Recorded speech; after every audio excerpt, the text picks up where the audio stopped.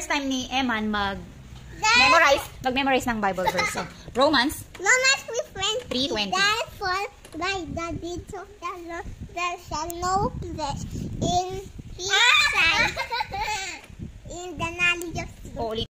Therefore, by the deeds of the Lord, be justified in his sight, by the knowledge of sin. You're missing something. Eman, may broccoli ako.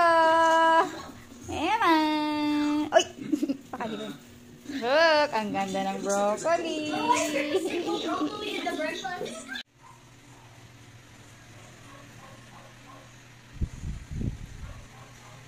Bakit ka gumawa ng ganyan? Ano ba yan? Ha? Nothing to do with it. Eman, Mary. Mary, yung face mo. What do you mean? Not inside. Mary, face mo. Mamaya, baka magalit ako si mamaya. Face work mo. What's wrong, Marian?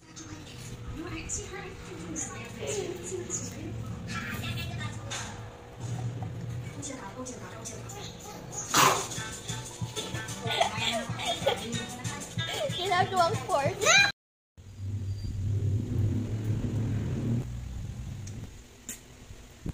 Masarap yung buko. Uy, ubus.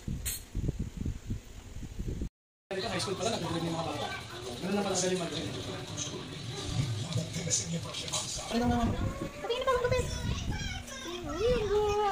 Mama, amoy. Amoy, ma. Amoy, ma. Mama, amoy, ma. Anong amoy? Amoy, ma. Anong amoy? Ba't mo ginugulo? Congratulations! Ay, wala yung mukha niyo. Congratulations! Jingle bell, jingle bell, jingle all the way. No, the full name, the full name. The full name, Emmanuel Peter Alba.